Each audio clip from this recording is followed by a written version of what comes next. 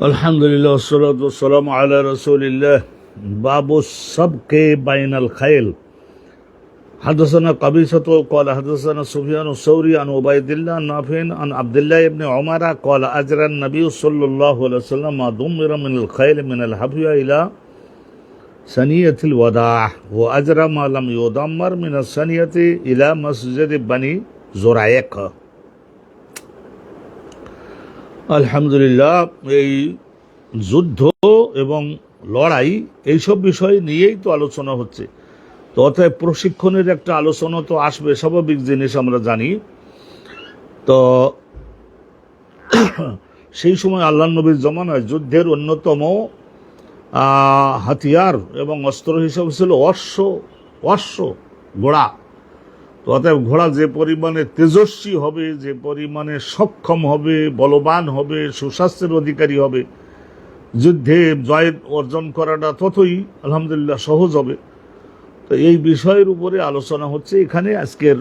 আলহামদুলিল্লাহ, আর সাবকো প্রতিযোগিতা, রসুলুল্লাহ জমানায় প্রতিযোগিতা, অশ্বের দৌড়ের প্রতিযোগিতা দেওয়া হতো। এটা প্রশিক্ষণ, প্রতিযোগিতা, এটার মাধ্যমে প্রশিক্ষণ, অশ্বের প্রশিক্ষণ। বাবু সাবকে বাইনাল খায়েল, অনেকগুলি মনে করেন 100-200 অশ্ব প্রতিযোগিতা। বাবু সাবকে বাইনাল খায়েল। अभी कल हदसना कबीसतु कल हदसना सुफियान अस-सौरी आन उबाइदिल्लाह नाफि'न आन अब्दुल्लाह इब्न उमर कल आजरा नबी ও রাসূলুল্লাহ সাল্লাল্লাহু আলাইহি ওয়াসাল্লাম।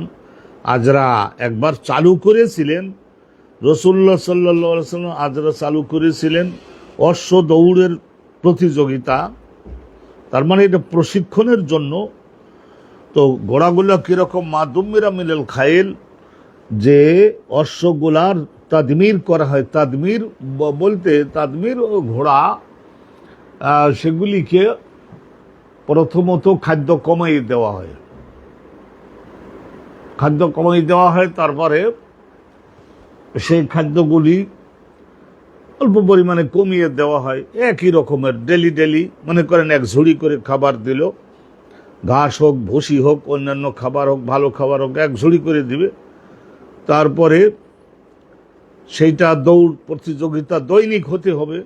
তা এখানে রাসূলুল্লাহ সাল্লাল্লাহু আলাইহি ওয়াসাল্লামের ও আমলে যে সমস্ত ঘোড়াগুলির খাদ্য কমাই দিয়ে তার দেহ যে মোটা, ওইটাকে একটু কমিয়ে আনবার জন্য, তাদবির মানে শরীরটাকে, পেটটাকে একটু কমাইয়ে আনবার জন্য মাদুমিরা মিনাল খায়েল, কিছু অশ্বকে এরকম করা হতো। তো সেগুলির দৌড় প্রতিযোগিতা দেওয়া হতো। মদিনা মুনাওয়ারার বাহিরে হাফিয়া নামক একটা স্থান থেকে শুরু হতো, সানিয়াতুল ওয়াদা পর্যন্ত যেত। সানিয়াতুল ওয়াদা পর্যন্ত মনে করি নেন এখানে 10 মাইল। ও আজরা মালাম ইউদাম্মার। আর এরপরে কি করা হতো? ওই যে খাদ্য কমাই দিয়ে তারপরে ছুটতে বাধ্য করা হলো। তারপরে কি হতো? ঘেমে যেত। তো ওই ঘোড়াগুলি খুব পরিমাণে ঘামে এবং দেহের মধ্যে গোশতটা কমে আসে, 20 কেজি কমে আসে। তখন খুব স্লিম বডি হয়। তো সানিয়াতুল ওয়াদা থেকে, হাফিয়া থেকে সানিয়াতুল ওয়াদা পর্যন্ত। তারপরে আবার মাঝখানে আবার খাদ্য বাড়াইয়ে দেওয়া হয়, বাড়াই দিয়ে আবার দৌড়তে বাধ্য করা হয় অনুরূপভাবে। তারপরে আবার শেষের দিকে আবার 2 মাস পরে আবার খাদ্য কমাইয়ে দেওয়া হয়। প্রথমে কমাই দেওয়া হয়, তারপরে আবার খাদ্য বাড়াই দেওয়া হয়, ফের আবার খাদ্য কমাই দিয়ে তারপরে দেহটাকে স্থির বানানো হয়। এইটা তাদমিরুল খয়ুল বলে। শরীরটাকে একটু করা, সাইজ মতো বানানো, স্লিম বানানো। ও আদরা, তাহলে এখানে করা হতো একটু বেশি পরিমাণের রাস্তা, যেহেতু হাফিয়া থেকে সানিয়াতুল ওয়াদা পর্যন্ত ধরে নেন 10 মাইল বা 20 মাইল। ও আজরা, আর নবী করিম সাল্লাল্লাহু আলাইহি ওয়াসাল্লাম অনুমোদন দিলেন। আজরা মানে অশ্ব নিজে তো আর পরিচালনা রাসূলুল্লাহ করেন নাই, কিন্তু তিনি অনুমোদন দিলেন। আজরা দৌড়ানোটা অনুমোদন দিলেন। যে সমস্ত মালামি ইউদাম্মার, যে সমস্ত ঘোড়াগুলির এখনো পর্যন্ত ওই তাদমিরটা করা হয়নি, তাদেরকে অনুমোদন দিলেন নবী করিম সাল্লাল্লাহু আলাইহি ওয়াসাল্লাম মিনাস সানিয়া, ওই সানিয়াতুল ওয়াদা থেকে আরম্ভ করে মসজিদে বনি জোরাইক পর্যন্ত। এখানে ধরে নিন, আগেটা যদি হয় 20 মাইল, তাই এটা হলো 10 মাইল। কারণ এইটা করা হয় নাই, ওদের বডিটাকে ওইভাবে গঠন করা হয়নি, স্লিম বানানো হয়নি, অত জোরে অত দূরত্বে দৌড়তে পারবে না, হাঁপানি হবে। তো সেই জন্য রাসূলুল্লাহ সাল্লাল্লাহু আলাইহি ওয়াসাল্লাম উদ্দেশ্য হলো, যেমন নাকি যুদ্ধের জন্য মহড়া করে না, নৌ মহড়া আমরা করি, আমাদের দেশে করে নৌ মহড়া, অনুরূপভাবে স্থলভাগের উপরে যুদ্ধের একটা মহড়া হতে পারে, প্রশিক্ষণ, এটা প্রশিক্ষণের জন্য, পরিপক্ক বানাবার জন্য, এটা প্রত্যেক দেশের মিলিটারিকেই করতে হয়। আকাশ যুদ্ধের মহড়া এগুলি করতে হয়, না হলে হাত পাকে না বা অভিজ্ঞতা বাড়ে না। ওই জাহাজগুলি পরিচালনা করে করে পরিপক্কতা অর্জন করতে সেই যুগেও হতো, এই যুগেও করে, এটা সাধারণ একটা জিনিস। তাইলে কলা আবদুল্লাহ ইবনে ওমর, আবদুল্লাহ ইবনে ওমর বলে হযরত ওমরের ছেলে, ওয়াকুন তুফিমা নাজরা, যারা ওই ঘোড়ার পিঠে আরোহণ করে অশ্ব পরিচালনা করত, তারা এরকম ছিল, 2-300 তারা ছিল। তো তাদের মধ্যে আমিও একজন ছিলাম। আবদুল্লাহ ইবনে ওমর বলছেন যে আমিও এরকম তেজস্বী অশ্ব চালনা করতে পারতাম। ওয়াকাল আবদুল্লাহ, হে আবদুল্লাহ ইবনুল ওয়ালিদ, উনি বলেছেন যে হাদাসানা সুফিয়ান ক্বাল হাদাসানি উবাইদুল্লাহ ক্বাল সুফিয়ান বাইনাল হাফিয়া ইলা সানিয়া, ওই যে হাফিয়া থেকে আরম্ভ করে, ওই যে হাফিয়া থেকে আরম্ভ করে যেগুলো তাদমির করা হয়েছে, ওই খাদ্য কমাই দিয়ে স্লিম বানানো, পরে আবার খাদ্য বাড়াই দেওয়া, তারপর ফের আবার খাদ্য কমাই দিয়ে একটা স্থিতিশীল অবস্থায় আনা, ওই সমস্ত ওদের বলা হয়েছিল না হাফিয়া থেকে সানিয়া পর্যন্ত। তাইলে সুফিয়ান ইবনে ওয়াইনা বলতেন যে হাফিয়া থেকে ওই সানিয়া পর্যন্ত খামসাতু আমিয়াল, 5 মাইল 6 মাইল, আর ওই যে সানিয়া থেকে মসজিদে জোরায়েক পর্যন্ত এটা 2 মাইলের মতো, মাইলুন 1 মাইল, 1 মাইল। তো ওদের ট্রেনিং তো অত হয় নাই, তো 1 মাইল দেখা যায় কে আগে যেতে পারে, 100-200 ঘোড়া ছাড়ে, তো আলহামদুলিল্লাহ ওই যাবে আবার আসবে। তো এখান থেকে বোঝা গেল যে যুদ্ধের অস্ত্রগুলির ব্যবহার চালানোর উপরে প্রশিক্ষণ পরিপক্ক হতে হবে। পরিপক্ক না হলে দেখা গেল যুদ্ধ আরম্ভ হয়ে গেল, ইতিমধ্যেই যুদ্ধের বিমানটা স্টার্ট দিতে পারেনি। ইতিমধ্যেই ইসরায়েলের যুদ্ধ বিমান এসে মিশরের, আমরা তো জানি ওই যে 67 যুদ্ধে কি হলো, অন্যান্য যুদ্ধে কি হলো, ইতিমধ্যেই যুদ্ধ বিমান আপনার জন্য তো বসে থাকবে না। ইতিমধ্যেই তারা এসে বোম বাস্টিং এর মাধ্যমে দেখা গেল 50টা যুদ্ধ বিমান এখনো স্টার্টও ইনারা দিতে পারেন নাই। নাকে তেল দিয়ে ঘুমিয়েছিলেন, তো এনাদের প্রায় 40টার মতো 50টার মতো যুদ্ধ বিমানকে ল্যান্ডের উপরেই ধ্বংস করে দিয়ে দিব্যতারা চলে গেছে। 1 মিনিট টাইমও তো এখন লাগবে না। প্রশিক্ষণ প্রাপ্ত না হলে যা হওয়ার, প্রশিক্ষণ দেওয়ার কোনো বিকল্প নাই। প্রশিক্ষণ এবং ট্রেনিং এটা সবসময় চালু রাখতে হবে। তো আলহামদুলিল্লাহ আর একটা বাবে যাচ্ছে, এদমারুল খাইল সবক, প্রতিযোগিতায় অংশগ্রহণ করা এক জিনিস আর বিজয়ী হওয়া আর এক জিনিস। তো সেখানে ঘোড়ার এদমার করা, এদমার তাদমির, এগুলি করা, তার মানে ওই যে খাদ্য কমাই দেওয়া, তারপরে দেহের ওজন কমাই আনা, তারপর আবার খাদ্য বাড়ানো, আবার দেখা যাচ্ছে মাশাআল্লাহ ওজন বেড়ে গেল, বোঝা গেল স্বাস্থ্য ঠিক আছে, খাদ্য বেশি দিলে গোশত বাড়ে, আবার খাদ্য কমাই দিলে আবার গোশত আবার স্লিম হয়ে যায় বডিটা। এদমারুল খাইল সবক, কবি কল হাদনা আহমদ ইবনে ইউনুস কল হাদনা লাইসু আন আফিন আন আব্দুল্লাহ আন্নান নবী সাল্লাল্লাহু আলাইহি ওয়াসাল্লাম সাহাবাকা, রাসূলুল্লাহ সাল্লাল্লাহু আলাইহি ওয়াসাল্লাম নিজে সাহাবাকা প্রতিযোগিতায় নিজে তো আর অংশগ্রহণ করেন না, আর অনুমোদন দিয়েছেন। রাসূলুল্লাহ সাল্লাল্লাহু আলাইহি ওয়াসাল্লাম নিজে, তিনি মুরব্বী গার্জিয়ান মানুষ, 40 বছর বয়সে তো নবী হলেন। তারপরে মদিনায় ছিলেন, মক্কায় ছিলেন তো 13 বছর, 53 হিজরত করে মদিনায় গেছেন। তো এই প্রতিযোগিতা মদিনায় যাওয়ার পর রাষ্ট্র হলো, তখন তো যুদ্ধের অস্ত্র তৈরির জন্য, প্রস্তুত করবার জন্য, ধারালো করবার জন্য আল্লাহর হুকুম আসলো যুদ্ধ মদিনাতে গিয়ে, তারপরে তো চালু হয়েছিল। তাই সেই সময় রাসূলুল্লাহ সাল্লাল্লাহু আলাইহি ওয়াসাল্লামের বয়স কত? তখন রাসূলুল্লাহ কি ওই সমস্ত যুবক বয়সের তাদেরকে রাসূলুল্লাহ দিতেন, অনুমোদন দিতেন, আয়োজন করে দিতেন, বৈধতা দিতেন, নির্দেশ দিতেন। সাহাবাকা বাইনাল খাইল আল্লাতী লাম তুদাম্মার, তাহলে যে সমস্ত অশ্বগুলির এদমার করা হয় নাই, তাদাম্মুর করা হয় নাই, সেগুলির মধ্যেও ওয়াকানা আমাদুহা মিনাস সানিয়া ইলা মসজিদে বনি জোরায়েক, আর এইগুলির মাঝখানে দূরত্ব ছিল ওই যে সানিয়া থেকে মসজিদে বনু জোরায়েক পর্যন্ত 1-2 মাইলের দূরত্ব, যাবে আসবে, কে আগে আসতে পারে। ওয়ান্না আব্দুল্লাহ ইবনে ওমর কানা ফিমান সাবাকা বিহা, তো হযরত আব্দুল্লাহ ইবনে ওমর ওই প্রতিযোগিতায় যোগদান করে তারপরে উনি তো হাদিসের বর্ণনাকারী, উনি তো একটু আলহামদুলিল্লাহ সব কাজে সবসময় না পারলেও কিছু তো অংশগ্রহণ করেই থাকতেন। তা উনি প্রতিযোগিতায় অংশগ্রহণকারীগণের মধ্যে উনি একজন ছিলেন। আলহামদুলিল্লাহ ভালো, তো তা বয়স কম। আনাস বিন মালিক যদি না করেন, আবদুল্লাহ বিন ওমর না করেন, আবদুল্লাহ বিন মাসুদ না করেন, এইসব প্রতিযোগিতায় যদি যোগদান না করেন তো কারা করবে? যুবক বয়স তো তাদের, এখন তো অশ্ব চালনার দিক দিয়ে তাদেরই প্রয়োজন।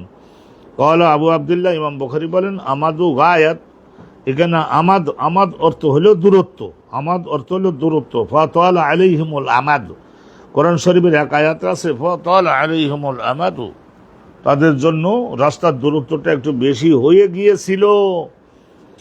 ইমাম বুখারী হুজুরের একটা অভ্যাস আছে, এই হাদিসের মধ্যে যদি একটা শব্দ এমন ব্যবহার করে থাকেন রাসূলুল্লাহ, যে শব্দটা কোরআন শরীফে আছে, তাহলে তখন ওই শব্দটার কি অর্থ সেটা ইমাম বুখারী হুজুর একটু ব্যাখ্যা করে দিয়ে থাকেন। এটা একটা ওনার একটা আলহামদুলিল্লাহ অনেক পবিত্র এবং ভালো অভ্যাস আমি দেখছি। তাতে ওই কোরআন শরীফের ওই আয়াতটাও ব্যাখ্যা হয়ে যায়, আবার হাদিসের মর্মটাও ক্লিয়ার হয়।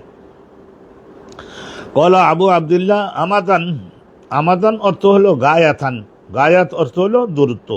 তাহলে এখানে এই যে সমস্ত ঘোড়াগুলোর তাদমির করা হয় নাই, সেইগুলির মাসকান নবী ওখানে আমাদুহা, তাহলে এখানে সানিয়া থেকে আরম্ভ করে মসজিদের জোরাক পর্যন্ত এর মাঝখানের দূরত্ব কতটুকু? তা বলা হলো যে এর দূরত্ব হলো 1 মাইল, যাবে আবার আসবে। তা এর মাঝখানে কে আগে যেতে পারে আর কে আবার আসতে পারে? আমাদের এই দেশে এগুলি হতে পারে, মানুষ বসে বসে খেতে লাগলে তখন চর্বি দাঁড়ায় এবং শরীরের মধ্যে নানা প্রকার রোগ জীবাণু এগুলি দেখা দেয়। অর্থাৎ নদীর মধ্যে যে ঈদুল ফিতরের দিনে, কোরবানির ঈদের দিনে ওই যে নৌকা 22 যে প্রতিযোগিতা এই যে হয়, এটা ভালো জিনিস। অনুরূপভাবে অশ্ব প্রতিযোগিতা আগে আমরা হতো, দেখতাম, তো সে ভালো জিনিস। অনুরূপভাবে আলহামদুলিল্লাহ রাব্বিল আলামিন ওই যে ষাঁড়ের কুস্তি, এটা চট্টগ্রামের দিকে হতো, আমরা অনেক সময় দেখছি। এই ঈদের দিনে একটু যাতে সকলে একটু আনন্দ করতে পারে, তো আল্লাহ তাআলার রহমত হোক। আর আমাদের যুদ্ধ বিমান পরিচালনা করা, ট্যাঙ্ক পরিচালনা করা, ক্ষেপণাস্ত্র পরিচালনা করা, এই সমস্ত বিষয়ে যারা বেশি দক্ষতা প্রমাণ করতে পারে তাদের একটু পুরস্কার সম্মানও দেওয়া উচিত। আলাদা তাদের প্রমোশন দ্রুত করা যেতে পারে, এগুলি করা যেতে পারে। গায়ত সবকে লিল খাইলিল মুদাম্মারা, যে সমস্ত অশ্বগুলোর তাদমির করা হয়েছে তাদের যে দৌড় প্রতিযোগিতায় তাদেরকে নামানো হতো, তাদের কোথা থেকে শুরু হয়ে যেখানে শেষ করবে গিয়ে আবার সেখান থেকে ফেরত আসবে। তো এইটা আর গায়াত মানে দূরত্বটা কতটুকু ছিল সেইটার একটু আলোচনাটা এখানে হচ্ছে। হাদসানা আব্দুল্লাহ ইবনে মুহাম্মদ قال حدثنا معاويه قال حدثنا ابو يساق عن موسى بن عقبه عن نافع عن عبد الله بن عمر قال سابق رسول الله অনুমোদন দিলে যে হ্যাঁ প্রতিযোগিতা করো, প্রতিযোগিতা অনুষ্ঠিত করো। বাইনাল খাইলে, যুদ্ধের অস্ত্র হিসাবে তখন প্রধান অস্ত্র হলো এই যে আপনার ঘোড়া, আল্লাতি উদমিরাত, যে সমস্ত এদমার করা হয়, এদমার করা হয়েছে মানে ওই যে প্রথম বললাম খাওয়া কমাই দিয়ে শরীরটাকে একটু কমাই আনা, না 15 কেজি আদামন গোস্ত কমে যাবে। তো অনুরূপভাবে স্লিম হবে, বডিটা স্লিম হবে, তারপর আবার খাদ্য বাড়াই দিবে, তো আবার দেখা গেলো আদামন বেড়ে গেল, 1 মাস 2 মাসের মধ্যে আবার ফের কমিয়ে আনবে এবং লাস্টে ওই স্থির ওই মাপে খাওয়া দিয়ে যেতে লাগবে। তা এরা স্লিম বডি হলে দৌড়াতে পারে, বেশি ভুড়িয়ালা হলে তো দৌড়াতে পারবে না, মারা পড়বে যুদ্ধের ময়দানে।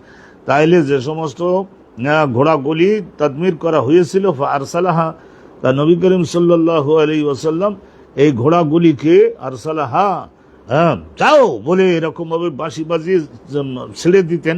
হাফিয়া থেকে আরম্ভ করে সানিয়াতুল বেদা পর্যন্ত এরা যেত। তো জিজ্ঞাসা করছিলাম যে ওই সনদের মধ্যে একজন মুহাদ্দিস আছেন না, এই যে মুসা ইবনে উকবা, ওনার কাছে জিজ্ঞাসা করছেন ওনার ছাত্র দূরত্ব কত, বলে সেত্তাতে আমিয়াল, 6 মাইল বা 7 মাইল। তা 6 মাইল 7 মাইল ভালো।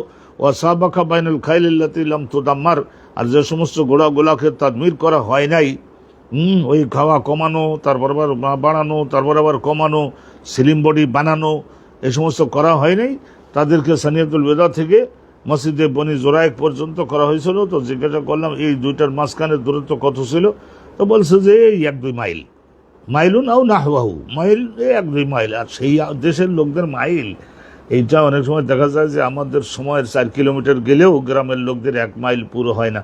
ওখানে ইবনে ওমর মেম্মান সাহাবা কাফিহা, আবদুল্লাহ ইবনে ওমর ওই প্রতিযোগিতায় যোগদান নিজে করেছিলেন। এখন জিতিয়েছিলেন কিনা সেইটা তো আর আমি বলতে পারবো না। হ্যাঁ, এরকম তো আর কিছু লেখা নাই যে সরা আর রাকামাল আউয়াল, প্রথম নম্বর উনি হয়েছিলেন। তো অংশগ্রহণ করেছেন, সেটাও তো একটা মারহাবা, ধন্যবাদ। নবী করিম সাল্লাল্লাহু আলাইহি সাল্লামের উটের দৌড়ের প্রতিযোগিতা, সেটা হয়েছিল। প্রত্যেকবারে রাসূলুল্লাহর ওই উট জিতে যেত, হাদিসে আছে, সামনে পাবেন। জিতে যেত, সাহাবারা খুব খুশি হতেন, খুব আনন্দ করতে, আমার নবীর উট জিতে গেছে। একবারে হেরে গেল রাসূলুল্লাহর ওই উট, হেরে গেলে আর মুসলমানদের কান্না কাটি দেখে কেটা বলছেন, ভাই নবীর উট হেরে গেছে, কিয়ামত হয়ে যাবে নাকি? তো রাসূলুল্লাহ বলেন, আরে এটা একটা প্রতিযোগিতা, এটা একটা পশু, একটা প্রাণী, সবসময় একজন জিতবে কেন? মাঝে মাঝে অন্যদেরকেও জিততে হবে।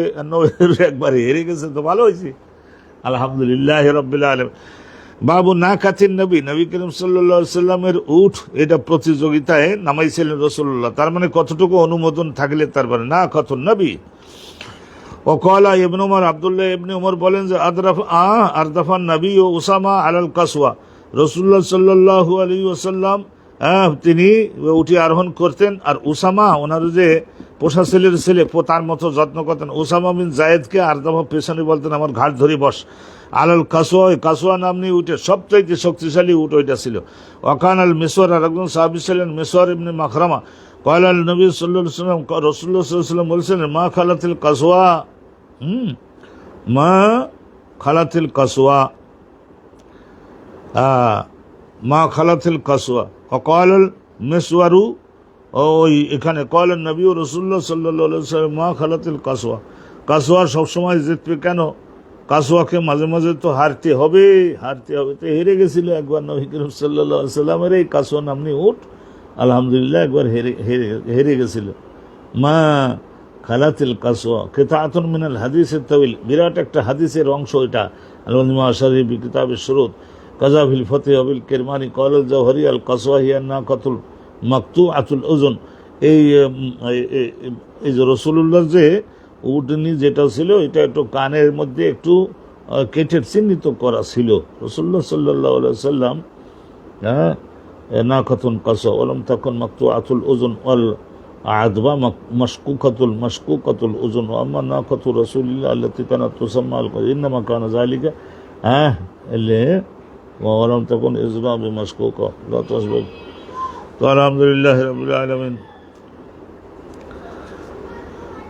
আল্লাহ, তো আমরা আলহামদুলিল্লাহ একটু আর সামনে যাচ্ছি। আর একখানা হাদিস শুনে নিয়েছি। হাদাসানা আব্দুল্লাহ ইবনে মুহাম্মদ ক্বালা হাদাসানা মুআবিয়া ক্বালা হাদাসানা আবু ইসহাক আন হুমায়দিন ক্বালা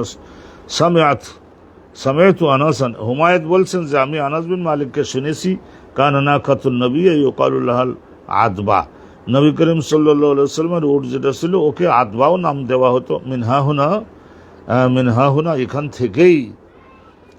এখান থেকে মিনহা হুনা তাওয়ালাহু মুসা আন হাম্মাদিন আন সাবিতিন আন আনাসিন। তাইলে মিনহা হুনা, এই যে ইউকালু লাহা আল আদবা, এই একখানা হাদিস এখান থেকেই, এই হাদিস এই জায়গা থেকেই তাওয়ালাহু মুসা আন হাম্মাদিন আন সাবিতিন আন আনাস। তা এখান থেকেই মুসা, হুজুর ওই সনদের মধ্যে একজন রাবি আছেন মুসা, উনি তার উস্তাদ হলো হাম্মাদ, তার উস্তাদ সাবেত আল বানানি, তার উস্তাদ আনাস বিন মালিক। এখান থেকে দীর্ঘ একখানা হাদিস তাওয়ালা মানে মোতাওয়াল ভাবে বর্ণনা করেছেন এই হাদিস খানা। রাসূলুল্লাহ সাল্লাল্লাহু আলাইহি ওয়াসাল্লামের একখানা উট ছিল, সেই উটটার নাম ছিল আদবা। আবার ওই আদবাকেই আবার মাঝে মাঝে বলা হতো কাসওয়া। أبي قال حدثنا مالك بن إسماعيل قال حدثنا زهير بن حميد بن أنس بن مالك قال كان للنبي صلى الله عليه وسلم رسول الله صلى الله عليه وسلم একটা উটনি ছিল, তুসাম্মা আল আদবা, আদবা নাম। লা তুসবাকু, কোনো সময়ের জন্য এ পরাজিত হতো না, সবসময় বিজয়ী হতো। কয়লা হুমায়দ বলেন, আল্লাহ তাকাদু তুসবাকু, এত আগে যেতে পারত যে কেউ ওরে পরাজিত করবার নিকটেও যেতে পারে না। ফাজা আরাবিউন আলা কাউদ, তো পরবর্তীতে দেখল প্রতিযোগিতায় অংশগ্রহণ করবার জন্য কাউদ নামে একটা উট নিয়ে সে প্রতিযোগিতায় যোগদান করলো। খুব পল্লীগ্রাম থেকে আসছিল। ফাজা আরাবিউন আলা কাউদ, কাউদ নামের একটা উট নিয়ে সে আসলো, প্রতিযোগিতায় যোগদান করলো। পল্লী গ্রামের একজন লোক, ফসাবা কাহা, রসুল্লাহ সাল্লাহ সাল্লামের ওই উটটাকে সে হারাই দিল। ফসাবা কাহা ফসাক্কাজালি কাহাল মুসলমানরা খুব কলিজায় বেদনা পাইলেন। হাত্তা আরাফাহু, রসুল্লাহ সেটা বুঝতে পারলেন যে আমার উট হেরে গেছে, তাতে মুসলমানরা খুব কান্দাকাটি করেছে। আর ফকা আল্লাহ রসুল্লাহ সাল্লাম তখন বলেছিলেন, হাক্কুল আল্লাহ, আল্লাহ রাব্বুল আলমিনের অধিকার, আল্লাহ ইয়াস্তাফিয়া সাইয়ুন মিনাদ দুনিয়া ইল্লা ওয়াদাহু, কোনো একটা জিনিস যদি সব সময়ের জন্য উঁচুতে যেতে লাগে, তাহলে তারে একটু অহংকার ধ্বংস করবার জন্য একটু তাদের ওয়াদাহু, তাদের একটু নিচে ফেলে দিতে হয়। এটা আল্লাহ রাব্বুল আলামিন করে থাকেন, যে খুব বেশি অগ্র বেড়ে যায় তাকে একটু সিটপটাং করান। তো হেরে গেল রাসূলুল্লাহ সাল্লাল্লাহু আলাইহি ওয়াসাল্লামের, আরে উঠিয়ে হেরে গেছে, তাতে নবী আলাইহিস সালামের কি? এটা তো প্রতিযোগিতার জিনিস। আদবা নামের উট, রাসূলুল্লাহ সাল্লাল্লাহু আলাইহি ওয়াসাল্লামের উটটার নাম ছিল আদবা। পল্লী গ্রামের থেকে ওই যে আসছিলেন ওই ভদ্রলোক, আলহামদুলিল্লাহ তার উটের কাছে রাসূলুল্লাহর উটে হেরে গেল। কাউদ, ভালো করে ধরবেন। আর রাসূলুল্লাহ সাল্লাল্লাহু আলাইহি ওয়াসাল্লাম বলেন যে আল্লাহ রাব্বুল আলামিন এটা করে থাকেন, সবসময় একজনকে মাথা উঁচু করে থাকতে দেন না। আর এটা তো উট, এটা তো নবী আলাইহিস সালামের কিছু না, এটা উট সবসময় যেতে, একবার হেরেছে তো একবার তো হারতেই হবে। বাবু বাগলাতিন নবী সাল্লাল্লাহু আলাইহি ওয়াসাল্লাম আল বাইদা, নবী করিম সাল্লাল্লাহু আলাইহি ওয়াসাল্লাম এর একটা সাদা রঙের, এটা পাওয়া যায় না সাধারণত আরব দেশে, সাদা রঙের, গোটা দেহটা সাদা, সাদা রঙের একটা খচ্চর রাসূলুল্লাহ ছিল। ওইটা অসাধারণ শক্তিশালী ছিল। এটা ওই আইলার শাসনকর্তা তাবুকের যুদ্ধে রাসূলুল্লাহ গেছিলেন, ফেরবার সময় আইলার এলাকার হেরাক্লিয়াসের গভর্নর, সে প্রায় 50,000 বর্গমাইল এলাকা ছেড়ে দিছিল না রাসূলুল্লাহ সম্মানে, আমরা এটা দিলাম, আর বছরে এতটা এই ধরনের অস্ত্র দিব, এতটা এই ধরনের ঘোড়া দিলাম, এতটা দিলাম, আর এই সাদা রঙের একটা উট আছে, এটা আমাদের রাজা বাদশারা আমরা চড়ি, আপনাকে দিলাম এইটা। তো এই যে খচ্চরটা, সাদা রঙের খচ্চরটা, বাবু বাগলাতিন নবী সাল্লাল্লাহু আলাইহি ওয়াসাল্লাম বাইদা ক্বালাহু আনাস, হযরত আনাস বিন মালিক রাদিয়াল্লাহু তাআলা আনহু থেকে এই হাদিসখানা বর্ণিত হয়েছে। ওয়াকালা আবু হুমায়দ বলেছেন, আহদা মালিকু আইলা, এই যে কথাটা, আহদা মালিকু আইলা, আইলার শাসনকর্তা যিনি ছিলেন, উনি রাসূলুল্লাহ সাল্লাল্লাহু আলাইহি ওয়াসাল্লামকে দিয়েছিলেন বাগলাতান বাইদা, একটা সাদা রঙের খচ্চর। ওইটা রাসূলুল্লাহ সাল্লাল্লাহু আলাইহি ওয়াসাল্লাম আরোহণ করতেন। তা সেটা কি হয়েছিল সেইটা তাহলে বোঝা গেল যে যুদ্ধের মাঠে রাসূলুল্লাহর একটা ছিল ওই যে আদবা নামের একটা উটনি, আর একটা ছিল কাসওয়া নামে একটা উটনি ছিল। আর এখানে পাওয়া গেল একটা সাদা রঙের। হাদিসখানা শুনে নিন। হাদাসানা আমর ইবনে আলী ক্বালা হাদাসানা ইয়াহইয়া ক্বালা হাদাসানা সুফিয়ান ক্বালা হাদাসানা আবু ইসহাক ক্বালা সামাইতু আমর ইবনে আল-হারিস ক্বালা মা তারাকা নবী সাল্লাল্লাহু আলাইহি ওয়াসাল্লাম ইল্লা বাগলাতাহু। রাসূলুল্লাহ যখন ওফাত হয়েছিল, কি কি মাল রাসূলুল্লাহ ছিল, রাসূলুল্লাহর মালিকানায় তখন ওফাতের আগে কি কি মাল রাসূলুল্লাহ ছিল, সেই বিষয়টার আলোচনা, অসাধারণ আলোচনা। এটা ওই কিতাবুল ফাইওয়াল ইমারাত, ওইখানকার আলোচনার মধ্যে আসবে। মা তারাকান নবী সাল্লাল্লাহু আলাইহি ওয়াসাল্লাম ইল্লা বাগালাতাহু, রাসূলুল্লাহ সাল্লাল্লাহু আলাইহি ওয়াসাল্লাম সাদা রঙের যে একটা গাধা না, এটা হলো খচ্চর। এটা খচ্চর অসাধারণ শক্তিশালী হয়, আল্লাহ তাআলার মেহেরবানিতে দৌড়াতেও এরকম পারে। আমি লোহিত সাগরের পাশে ভাড়ায় পাওয়া যায়, একটু সাগরের পাড়ে ঘোরবার জন্য, 2-5 মাইল ঘোরবার জন্য এই ধরনের খচ্চর গোলা ভাড়ায় নিতে পারা যায়। নবী করিম সাল্লাল্লাহু আলাইহি ওয়াসাল্লামের সাদা রঙের খচ্চর ছিল।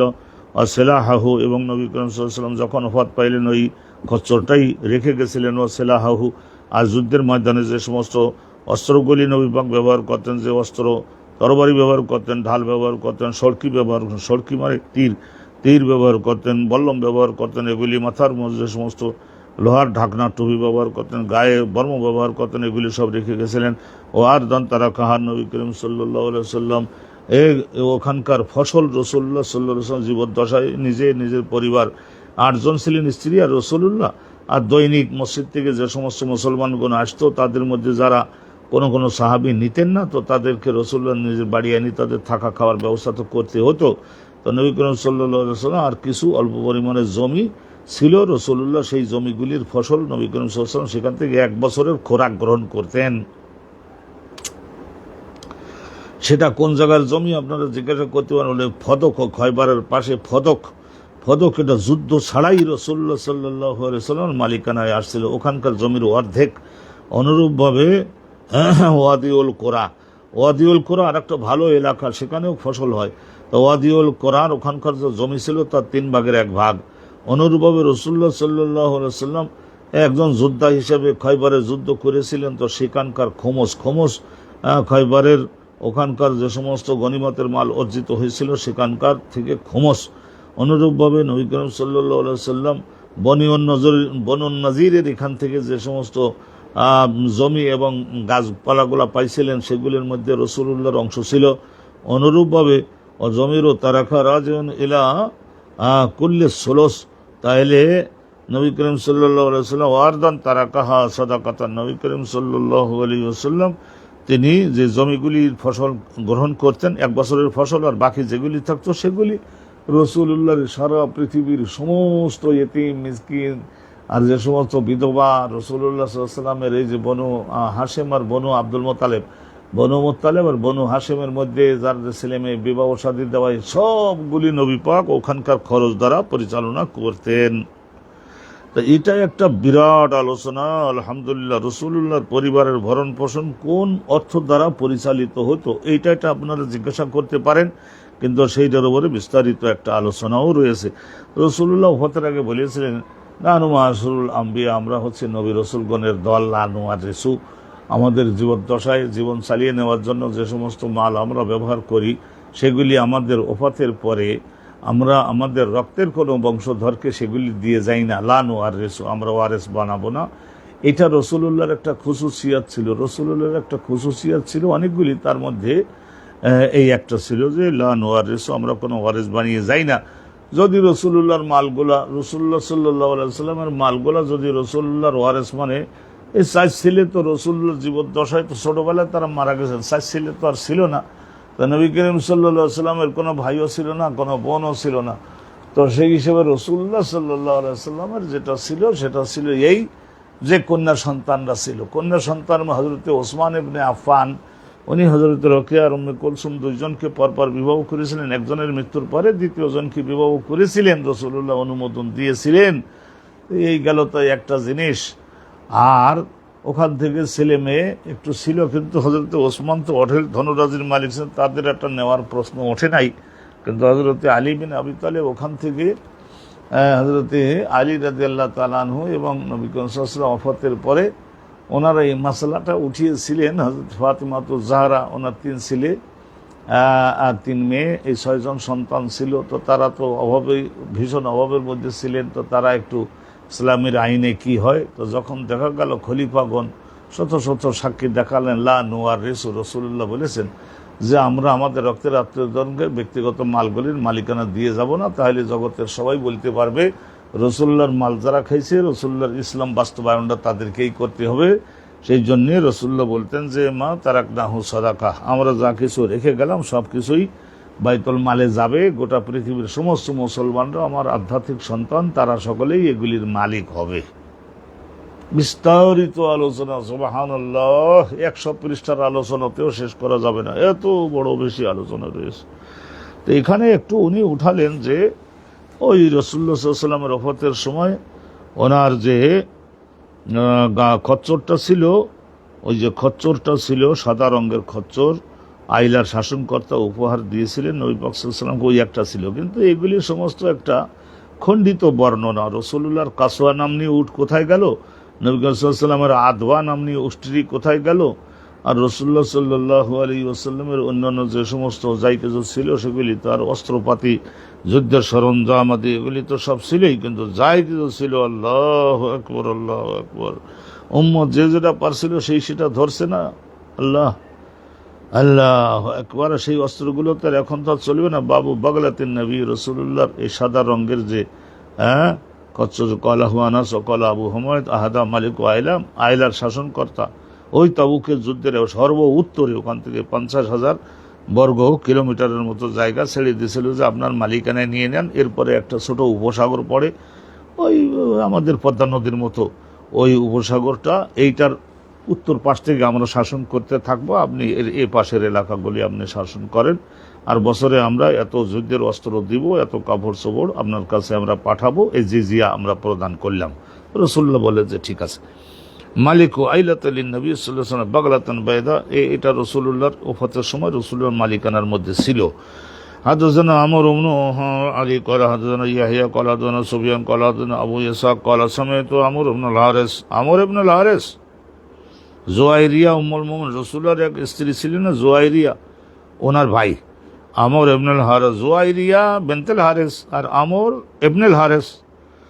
ক্বালা মা তারাকান নবী সাল্লাল্লাহু আলাইহি ওয়াসাল্লাম বাগলাতাহু ওয়া সিলাহু, যুদ্ধের অস্ত্রগুলি, ওয়া আরদান তারাকাহা সাদাকাহ, আর রাসূলুল্লাহর যে অস্ত্র কাপড় চোপড়, হ্যাঁ, আর সমস্ত ঘরের মধ্যে তো নবী পাকের স্ত্রীগণ রয়েছেন না, তাদের খাওয়া দাওয়ার দরকার নাই, তাদের থাকবার দরকার নাই, যতদিন তারা থাকবেন ততদিন পর্যন্ত তাদের খাওয়া দাওয়া খলিফাগণ পরিচালনা করতেন। আর ওই সমস্ত মালের থেকেই, উৎপাদিত ফসল থেকেই তো নিয়ে এক বছরের ওখান থেকে খরচটা দিতেন, কারণ প্রত্যেকটা ফসল তো প্রধান ফসল আল্লাহ বছরে একবার করে দিয়ে থাকে। নবী পাকের স্ত্রীগণ আয়েশা সিদ্দিকা, উম্মু সালেমা, হাফসা, মাইমুনা, যারা যারা হায়াতে ছিলেন, রাসূলুল্লাহর ওফাতের পরে 8 জন ছিলেন, তাদের আর বাড়ির একজন ম্যানেজার ওই কবর টবর খনন করে, লাশ দাফনের কাজ করে, আর নবীর বাড়িতে নবীর কানেকশনে যারা আসে তাদের সকলের খাওয়ানো খেলানো এই সমস্ত সব করতে হতো না, তো তাই ওখান থেকেই করা হতো। কিন্তু ব্যক্তিগত মালিকানা কায়েম হতে দেন নাই। রাসূলুল্লাহ বলেছেন, নাহনু মাশারুল আম্বিয়া লা নুওয়ারিসু মা তারাকনাহু সাদাকাহ। হাদাসানা মুহাম্মদ ইবনে আল-মুসান্না। তা মোটামুটি এইটা বিরাট একটা আলোচনা, 100 পৃষ্ঠা লিখলেও শেষ করা যাবে না এই ধরনের আলোচনা। হাদাসানা মুহাম্মদ ইবনে আল-মুসান্না ক্বালা হাদাসানা ইয়াহইয়া ইবনে সাঈদ আন সুফিয়ান ক্বালা হাদাসানি আবু ইসহাক আনিল বারা ক্বালা ক্বালা লাহু রাজুলুন ইয়া আবা উমারাতা। হযরত বারা বিন আযিবের কুনিয়াত এটা, আবু উমারা। একজন ব্যক্তি ওনার কাছে জিজ্ঞাসা করে, আবু উমারা ওয়াল্লাহি তুম ইয়াউমা হুনাইন, হুনাইনের যুদ্ধের দিনে আপনারা কি সকলে যুদ্ধের ময়দানে, হুনাইনের যুদ্ধে ওই তায়েফের যোদ্ধাদের আক্রমণে পড়ে ভাগিয়েছিলেন নাকি পলাইছিলেন আপনারা সবাই? তো উনি বলে যে লা ওয়াল্লাহি, আল্লাহর কসম করে বলি না, ভাগবো কেন, মা ওয়াল্লাহ নবী। রাসূলুল্লাহ সাল্লাল্লাহু আলাইহি ওয়াসাল্লাম নিজের দেহ জীবন সুরক্ষার জন্য একটা বিঘত পরিমাণে পেছনের দিকে কাফেরদের আক্রমণের কারণে ওদের তীর ধনুক বর্ষ তরবারি এইগুলির আক্রমণ থেকে নিজের সুরক্ষার জন্য এক বিঘত পরিমাণে পেছনে যান নাই। ওয়ালাকিন ওয়াল্লাহ সারআনুন নাস, ওই নওমুসলিম যে 4000 ছিল তাদের মধ্যে এখনও তাদের মধ্যে ওই ধরনের প্রশিক্ষণ তো আর পায় নাই, তো অতএব তাদের মধ্যে কিছু এই ধরনের হয়েছিল। প্রথম এটাকেই অহংকারের ভাব মতো আসছিল না, আরে আজকের মদিনা থেকে আসছে তার 10,000, মক্কা জয় করছে যারা, তারপরে আরও যোগ হয়েছে 4000। আজকে তো আর সংখ্যা কম হওয়ার কারণে, অস্ত্র কম হওয়ার কারণে পরাজিত হওয়ার কোনো প্রশ্নই ওঠে না, এরকম একটা বলছিল। তো এই জন্য আল্লাহ বললেন যে এখন তাইলে তোমরা নিজেরাই পারবা, আচ্ছা পারিয়ে দেখো। ওয়াল্লাহ সারআনুন নাস ফালাকিয়াহুম হাওয়াজিন। তো শেষ পর্যন্ত এরকম ধারণা যখনই করছে, তাদের সম্মুখীন হয়ে গেলেন হাওয়াজিন বিন নাবলি, ওই কবিলায় হাওয়াজিন, তায়েফের হাওয়াজিন নামক ওই যে গোত্রটা, এইটা হাওয়াজিন নামক ওই গোত্রটা, তারা সকলে হাওয়াজিন, এর সিঙ্গুলার নাম্বার নাই, এটা বহু বচন। এটা হাওয়াজিন নামক ওই গোত্রের লোকেরা তারা আক্রমণ করে দিল বিন নাবলে। নাবলুন মানে 40-50 মাইল, 40-50 গজ দূরের থেকে নিক্ষেপ করা যায় নাবলে। তো এই ধরনের মানুষের দেহের সমান উঁচু অসাধারণ অস্ত্র, একবার যদি লেগেছে তার রক্ষা নাই, জমিনে চিৎ পটাং হয়ে পড়া ছাড়া আর কোনো পথ নেই। আওয়াজেন বিন নাবলি ওয়ান নবী সাল্লাল্লাহু আলাইহি ওয়াসাল্লাম আলা বাগলাতিন বাইদা, ওই সাদা রঙের সেই বাগলা খচ্চরটার উপরে বসে রাসূলুল্লাহ যুদ্ধ পরিচালনা করতেছিলেন। ও আবু সুফিয়ান ইবনুল হারিস, নবী করিম সাল্লাল্লাহু আলাইহি ওয়াসাল্লামের চাচা বাপসারা 10 জন ছিলেন। 10 জনের মধ্যে একজনের নাম হলো হারিস, আর একজনের নাম হাকাম, আর একজনের নাম আবু তালেব, আর একজনের নাম আবদুল্লাহ, আর একজনের নাম ওই যে আব্দুল উজ্জা যাকে আবুল আহাব বলা হয়ে থাকে, আর একজনের নাম হামজা। এইরকমভাবে তো বললামই প্রায় 5-7 জনের নাম, 2-3 জনের নাম এখন আর মনে নাই। ও আবু সুফিয়ান রাসূলুল্লাহ চাচাতো ভাই, চাচা হারেসের ছেলে আবু সুফিয়ান। তাইলে আবু সুফিয়ান উনি আখেজন বিলেজামিহা, ওই সাদা খচ্চরটার নাকের সঙ্গে গলার সঙ্গে লাগানো ওই দড়িটা ধরে সামনে ছিলেন। অন নবী সাল্লাল্লাহু আলাইহি ওয়াসাল্লাম এখন রাসূলুল্লাহ সময় কঠিনভাবে বলেছিলেন, আনান নবী লা কাযিবি, হে মুসলমানেরা আমি আল্লাহর নবী, লা কাযিবি, আমি কখনোই তার সত্যের সীমানার বাহিরে যাই নাই, আনা ইবনু আব্দুল মুত্তালিবি, এইরকম ভাবে একটা ছড়া রসুল্লাহ বলে দিলেন। আর রসুল্লাহ যখন বলতেন 30 জন যুবকের ক্ষমতা নবী পাকের দেহের মধ্যে ছিল। 14,000 সাহাবারা শুনতে পেলেন যে রসুল্লাহ এই এলাকায় আছেন। দিবস পরিণত হয় রজনীর সম। মনে করেন তাদের 8,000 মিলিটারি আর মুসলমানগণের 14,000 মিলিটারি। কি পরিমাণে ঘোড়া, কি পরিমাণে যোদ্ধা, কি পরিমাণে হেসারব, ঘোড়া কি পরিমাণে আওয়াজ করছে, কি পরিমাণে খুরের আঘাত, কি পরিমাণে ধুলা এবং বালি উড়ন্ত অবস্থায় আছে। রসুল্লাহর আওয়াজ শুনে সাহাবাগণ আবার এক কেন্দ্রে চলে আসলেন এবং আল্লাহু আকবার আওয়াজ আবার উঠল। নবী করিম সাল্লাল্লাহু আলাইহি ওয়াসাল্লামের সঙ্গে যুদ্ধের ময়দানের একজন মুয়াজ্জিন ছিলেন আব্বাস ইবনুল হারিস। আব্বাস ইবনুল হারিস, মনে রাখবেন আব্বাস ইবনুল হারিস।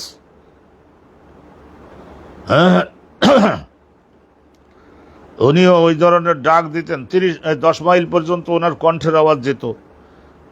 তাহলে ধুলার মধ্যে রসুল্লাহ সুগন্ধিও তো পাইতেন, যেদিকে বেশি সুগন্ধি ওইদিকে চোখ বন্ধ করে ঘোড়া ছুটাই দিতেন, আসি দেখতেন যে নবী এখানে আছেন।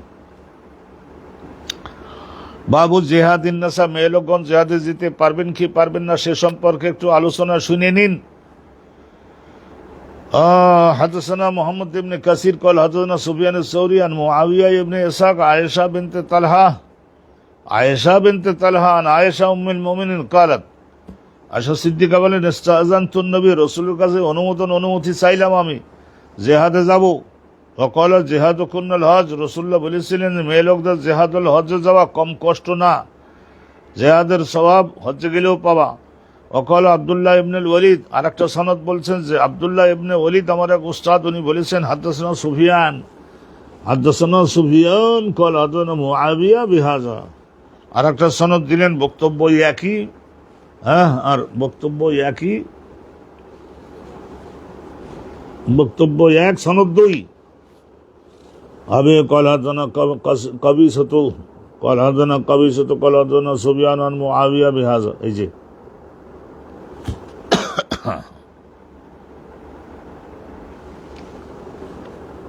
এখানে ইমাম বুখারীর শিক্ষক কবিসা তরুসুল সুফিয়ান তরুসুল মুআবিয়া বিহাযা, মানে এই একই বক্তব্য। ওয়ান হাবিবিন, আরো হাবিব থেকে আরো বর্ণিত, হাবিব ইবনে আবি আমরা থেকে বর্ণিত আন আয়েশা বিনতে তালহা আন আয়েশা উম্মুল মুমিনিন আনিন নবী সাল্লাল্লাহু আলাইহি ওয়াসাল্লাম সাআলাহু নিসাউহু, রাসূলুল্লাহর স্ত্রীগণ একবার জানতে চাইছিলেন রাসূলুল্লাহর কাছে আনিল জিহাদ, জিহাদে মেয়ে লোকরা তো যাবে কি যাবে না। ফাকালা নি'মাল জিহাদ ওয়াল হজ, রাসূল বলছিলেন সর্বশ্রেষ্ঠ জিহাদ হল হজ, হজে যোগদান করো, চলো বিদায় হজে যাব, তোমরা সবাই যাবা।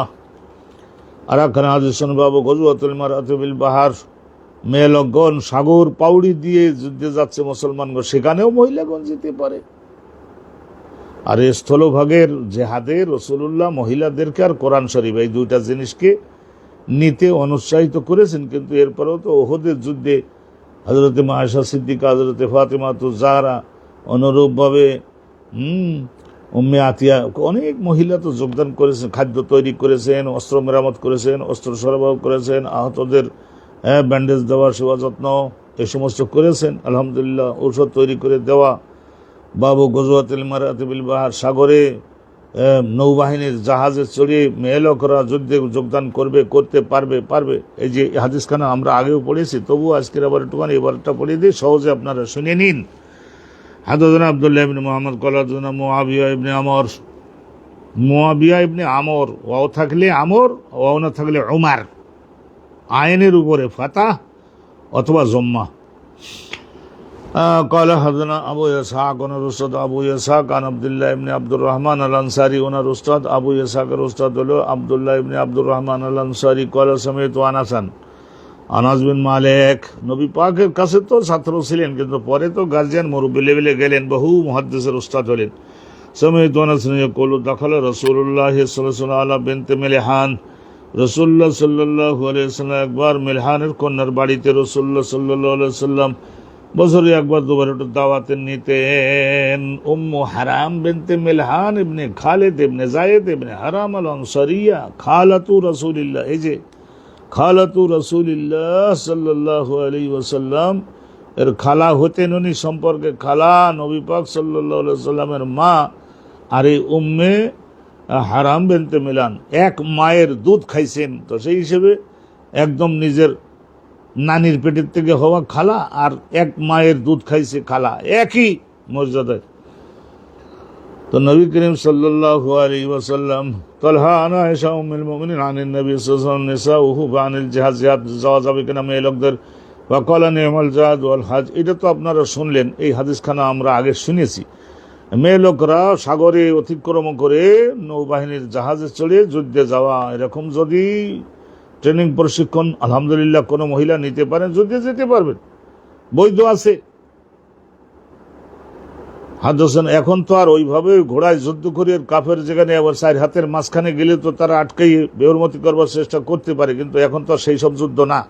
হাদসনা আব্দুল্লাহ ইবনে মুহাম্মদ কলাদানা মুআবিয়া ইবনে আমর কলাদানা আবু ইসহাক আন আব্দুল্লাহ ইবনে আব্দুর রহমান আল আনসারি ক্বালা সামি'তু আনাসা ইয়াকুল দাখালা রাসূলুল্লাহ আলা বিনতে মিলহান, উম্মু হারাম বিনতে মিলহানের বাড়িতে রাসূলুল্লাহ একবার গেছিলেন। ফাত্তাকা ইনদাহা, ওনার বাড়িতে দুপুরবেলা একটু খানার আয়োজন করেছেন। ওনার স্বামী হজরতে সামেত, ওনারা সকলেই বাড়ির সব লোকজন আসে। তো রসুল্লাহ একটু কথাবার্তা বলতেন, কাইলুলা করতেন না দুপুরে খাওয়ার পরে। ইত্তাকা, রসুল্লাহ একটু বালিতে হেলান দিয়ে ওনাদের বাড়িতে সুম্মা দহেকা, তারপরে ঘুম তন্দ্রার মতো আসলো। রসুল্লাহ আবার হাসতে হাসতে জেগে গেলেন, একটা স্বপ্নে দেখছিলেন। সুম্মা দহেকা, রসুল্লাহ হাসলেন। ফাকালাত লিমা তাদহাকু ইয়া রাসূলুল্লাহ, ও ওনার খালা জিজ্ঞাসা করলেন যে হুজুর ইয়া রাসূলুল্লাহ আপনি হাসতেছেন কি জন্য ঘুমের থেকে উঠেই? ফাকালা, রসুল্লাহ বললেন না শুনবেন উম্মতি, আমার উম্মতের এক দল মুজাহিদ ইয়ারকাবুনাল বাহার, আর নৌবাহিনীর জাহাজ দেখালো আল্লাহ রাব্বুল আলামিন, নৌবাহিনীর জাহাজ দেখালো, সেই জাহাজগুলির মধ্যে তারা সকলে আরোহণ করবে। আর এই যে সবুজ পানি দেখলাম, সবুজ পানির সাগর, সেখানে নৌবাহিনীর জাহাজ, বড় বড় জাহাজ চলতেছে। আল্লাহ রাব্বুল আলামিন দেখালেন আমাকে, আল্লাহর রাস্তায় তারা জিহাদ করতে গেছে, জিহাদ করে আবার ফিরে আসতেছে। মাসালুম কামাসালিল মুলুক আলা সিররাহ, তাদেরকে আমি যে অবস্থা দেখলাম সেটা হলো রাজা বাদশারা রাজ সিংহাসনে বসে রয়েছে, যেন এত বড় বড় সেই সময় মুসলমানদের আর্থিক ক্ষমতা আল্লাহ দিবেন। কয়লা, তাইলে তারা এই ধরনের রাজ্য অনেক জয় হয়ে যাবে, সাগর পাউড়ি দিয়ে সাগরের ওই বাড়ির রাজ্য তারা দখল করে নিয়ে নেবে। কয়লাতে, এবং আর্থিক দৈন্য দুর্দশা থাকবে না, আমরা তখন কষ্ট করে গেলাম। ফাকালাতে ইয়া রাসূলুল্লাহ, তখন উম্মে হারাম বিনতে মিলহান উনি বললেন, হে আল্লাহ নবী আপনি একটু দোয়া করে দেন, আইয়াজআলানি মিনহুম, আমাকে আল্লাহ রাব্বুল আলামিন ওই সমস্ত মুজাহিদদের দলে যেন অন্তর্ভুক্ত করেন। তো আল্লাহুম্মা জাআলহা মিনহুম, রাসূলুল্লাহ দোয়া করলেন আল্লাহ উম্মে হারাম বিনতে মিলহানকে ওই সমস্ত সাগর পাউড়ি দিয়ে বিদেশে যুদ্ধ করতে যায় যে সমস্ত যোদ্ধাগণ, তাদের দলের মধ্যে অনেক স্বামী সহ মহিলারাও যাবে, তাদের মধ্যে আমার খালারেও মঞ্জুর করেন যদি হায়াতে কোলায়। সুম্মা আদা, তারপরে আবার একটু ঘুমালেন রাসূলুল্লাহ, আবার একটু ঘুমালেন। ফাদাহেক, আবার আস্তে আস্তে জেগে উঠলেন। ফাকালাত লাহু মিসলু কওলিহা আলুলা, তাহলে প্রথম যেভাবে বলেছিলেন অভিভাবক, দ্বিতীয়বার জিজ্ঞাসা করলেন আও মিম্মা যালিকা, আও মিম্মা যালিকা, মিম্মা জালিকা, তার দ্বিতীয়বার আবার জিজ্ঞাসা করলেন মিন মা জালিকা, মিন মানে কারণে, আর মা মানে কি কারণে হুজুর আপনি আবার এখন আবার হাসতে হাসতে জেগে উঠলেন। ফকাল আল্লাহ মিসলা জালিকা, আগের মতো জবাব দিলেন রাসূলুল্লাহ, আগের মতো জবাব দিলেন। ফকালাত উদউল্লাহ, তার প্রথমবার যাদের দেখাইছেন ওটা হলো একটা যুদ্ধ, দ্বিতীয়বার আর একটা দেখালেন, ওটাও দ্বিতীয় আর একটা যুদ্ধ, কিন্তু এটা পরবর্তীতে হবে। উদউল্লাহ ইয়াজআলানি মিনহুম, তো উনি বললেন যে আমার জন্য দোয়া করে দেন। তো উনি বললেন যে আপনার জন্য তো আমি দোয়া করছি, আপনি ওই যে প্রথম যারা যুদ্ধে যাবে তাদের দলে আপনি থাকতে পারেন, পরের বারে যে যুদ্ধে যাবে তারা হয়তো মনে করেন যে 10-20 বছর পরে, তখন ধরো আপনি হায়াতে থাকবেন কিনা। ওয়ালাস মিনাল আখিরিন, আপনি শেষিদার দেখলাম তাদের মধ্যে আপনি থাকতে পারবেন না। কয়লা, দ্বিতীয়বারে যারা যুদ্ধে যাবে তাদের মধ্যে আপনি থাকতে পারবেন না, আপনি ওই আউয়ালিন প্রথম দলের মধ্যে থাকতে পারবেন, আয়াতে তো কোলাতে হবে। কলা আনাস, এখানে হযরত আনাসের ছাত্র কে ছিলেন? ওই যে আব্দুল্লাহ ইবনে আব্দুর রহমান আল আনসারী,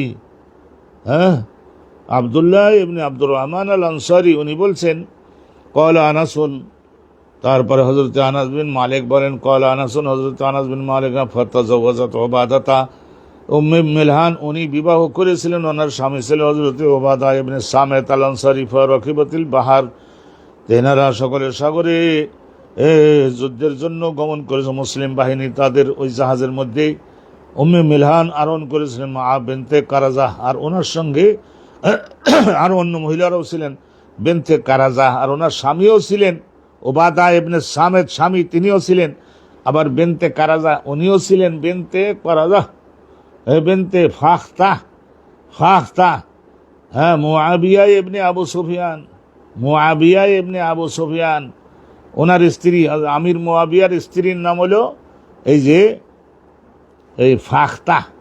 মুআবিয়া ইবনে আবু সুফিয়ানের স্ত্রীর নামও কি? এই যে ফাখতা, ফাখতা বেনতে কারাজা, তাহলে আমির মুআবিয়ার স্ত্রীও ছিলেন। ফালাম্মা কাফালাত, তো যখন ওনার যুদ্ধ শেষ করে আবার নৌবাহিনীর যুদ্ধে চলে ফেরত আসতেছিলেন মদিনায়, রাকেবাত দাব্বাতাহা, রাকেবাত দাব্বাতাহা, তখন উনি আরোহণ করছিলেন নিজের যে বাহন ঘোড়া, সেই ঘোড়ার পিঠে আরোহণ করছিলেন। ওয়াকাসাত, তারপরে ওয়াকাসাত বেহা, তো ওই ঘোড়ার থেকে নামতে গিয়ে বা উঠতে গিয়ে ওই জায়গায় পড়ে পাথরের সঙ্গে বাড়ি লেগে ঘাড় মটকে গেল, এবং এতেই ওনার শহীদ হইতে হয়েছিল, মারা গেলেন। ফা সাকাতাত আনহা, ঘোড়ার পিঠ থেকে পড়ে গেলেন, ফা মাতাত, মারা গেছিলেন। তো এটা আপনারা যারা মানচিত্র দেখবেন, সৌদি আরবের উত্তর সীমানায় তো সিরিয়া, এই সিরিয়ার একেবারে উত্তর সীমানায় গেলে ওই জায়গায় যে সাগর শুরু হচ্ছে, ইরাক সিরিয়া, এর ওই পাশে যে একটা ছোট সাগর মতো শুরু হচ্ছে, খালিজের মতো, ওইটার ওখানে দাঁড়ালে দেখা যায় কোবরস, কোবরস মানে সাইপ্রাস, ওই সাইপ্রাস দখলের জন্য হযরত আমির মুআবিয়ার শাসন আমলে মুসলমান নৌবাহিনী তৈরি করেন এবং তারা যুদ্ধে গমন করেন। তো এটা একটা ভালো ভূমিকা হযরত আমির মুআবিয়া রাদিয়াল্লাহু তাআলা আনহু, এনারা সকলে বীর বিক্রমে ওই কোবরস সাইপ্রাস জয় করে আনলেন। কিন্তু পরবর্তীতে মুসলমানদের সংখ্যা সেখানে বেশি থাকতে পারেন নাই, হ্যাঁ, কেন্দ্রে চলে আসে শুধু। তো সেই জন্যই তো এখন সাইপ্রাসটা এখন কি হয়ে গেছে রে দাদা, এখানে ইউরোপ মহাদেশের খ্রিস্টানরা এসে দখল করে নিয়েছে না, আর তাদের সুরক্ষা দেওয়ার জন্য ওখানে ইংল্যান্ড, বর্তমানের এই ইংল্যান্ড বিরাট একটা ঘাঁটি বানাইছে না, 100-200 যুদ্ধ বিমান, ইংল্যান্ডের যুদ্ধ বিমান মানে বুঝেন যে কিটা, ফ্যান্টম না কি একটা যুদ্ধ বিমান ওদের বলে, আমেরিকান যুদ্ধ বিমান, ইসরায়েলের যুদ্ধ বিমান, এই জায়গায় প্রধান ঘাঁটি বানায়, এখানে তাদের গুদাম ঘর। তো এখানে বিশেষ করে পাকিস্তান, ইরান আর তুরস্ক, ওই তিনজন মিলে ওই পাকিস্তান আমলে সন্তামনে আরসিটি করছেন, রিজিওনাল কোঅপারেশন প্যাক্ট করছিল না। তো ওই সময় এই তুরস্ক আলহামদুলিল্লাহ এক ধাক্কা দিয়ে ওই কোবরসের অর্ধেকটা দখল করে রাখছিল। সেখানে তাও মুসলমানদের বসবাসকারীদের সংখ্যা বেশি বাড়াতে পারল না। এগুলি তো হলো কীরকম জানেন, এগুলি হলো সমস্ত হিংসু, খেতে পারবে না, কিন্তু ধানের থালের মধ্যে 10 কেজি গোশত নিয়ে দখল করে রাখে, আর একজন ডাল দিয়ে খাচ্ছে, তাদের জন্যেও এখানে কোনো সেটেল করবার চেষ্টা করে নাই। এই কোবরসের মধ্যে তুরস্কের মাত্র 4 লাখ মুসলমান, তুর্কি দিয়ে কি করবি, ওই কোবরস রাখতে পারবি নাকি? খ্রিস্টানদের সংখ্যা তো বেড়ে যাচ্ছে, আর মোটা তাজা বানিয়ে, উচ্চশিক্ষিত বানিয়ে, এই সমস্ত জায়গার থেকে টেকনোলজি শিখাই ওইসব জায়গায় নিয়ে সেটেল করে দিচ্ছে, রাখতে পারবি না। কলিজার মধ্যে তো শুধু হাসাত আর বগজ, হাসাত আর বগজ। ওই জায়গায় বাংলাদেশের থেকে 10 লাখ নিয়ে সেটেল করে দিতিস। এই যে মালয়েশিয়া, এদের এখানে চাইনিজ আর এই যে ইন্ডিয়ান যে সমস্ত নাগরিকরা ওই টিঙ্কু আব্দুর রহমানের আমলে নিছিল না, জিয়াউর রহমান সব শহীদের আমলে চাইছিল তো, ওরা 10 লাখ দাও লোকজন আমাদের ওখানে, বলে ওখানে সাপ আর জোক, আমি লোক পাঠাবো না, পাঠাই নাই। আজকের গেলে মালয়েশিয়ার মধ্যে 50 লক্ষ বাঙালি মুসলমানের বংশ ওখানে সেটেল হয়ে যেতে পারত। এখানে ভিটে বাড়ি নাই, ঝোপঝাড়ের মধ্যে হাজার হাজার লক্ষ লক্ষ লোক থাকতেছে। আমি ওই জন্যই তো সবসময় রাগের মাথায় বলি, যাদের পেটে, যে সমস্ত মন্ত্রী এবং শাসনকর্তা, প্রধানমন্ত্রী, প্রেসিডেন্টের পেটে যদি একবার হারাম মাল ঢুকেছে, তাহলে দুঃসাহসিক কোনো ভালো কাজ এই মরার আগে পদে থেকে জগতে বাস্তবায়ন করে যাওয়ার কোনো সৌভাগ্য আল্লাহ তাকে দিবেন না। কারণ হারাম খেয়েছে, কবিরা গুনার সঙ্গে জড়িত হয়েছে। 2 বছর ইবাদত করলে তারপরে কবিরা গুনাহের ক্ষতি পোষাইয়ে ওঠা যায় না। আর হর হামেশা দৈনন্দিন এই সমস্ত গুনাহের কাজের সঙ্গে আমরা জড়িত হচ্ছি।